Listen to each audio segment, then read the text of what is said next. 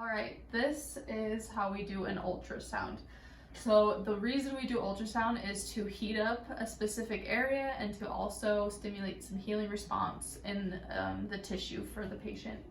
And we have two different types of gels when we do ultrasound. There's this first one, it's just a blue gel, and it's just gel that we use. This other one will be labeled as Phono, and when you squeeze it out, it will be blue, but this has anti-inflammatory and just kind of helps a little bit more with any inflammation the patient might have in that area. So what you do for an ultrasound is you get a towel and you'll lay it under the part that you're treating, and then you'll set up the machine with the parameters that should be on the patient's chart. All right, so this is the time. Standard time is 7 minutes for an ultrasound, but the therapist might adjust that.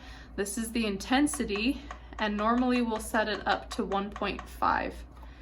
This here just says if there's heat. Normally it'll be continuous. A lot of times the therapist will do 50%, and that just means the ultrasound's going for 50% of the time.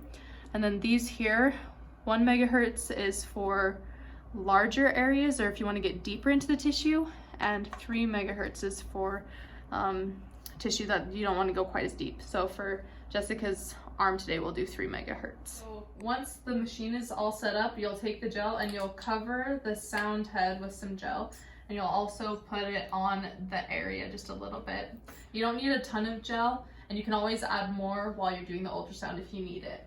You'll put the head on the area and push start, and you'll just go in nice smooth circles, keeping good contact. You don't want to have half the head on the arm or anything like that. You also want to make sure that you don't hold still in one area, because that can cause pain or it could burn the patient. And you just let them know to tell you if it starts to hurt or if it gets too hot. In that case, you can add more gel if you need it, or you can turn the intensity down a little bit.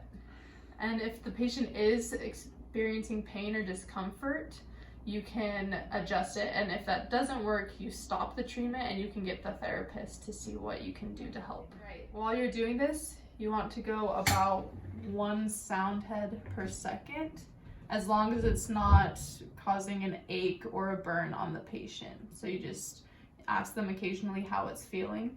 And you also don't want to go over too big of an area.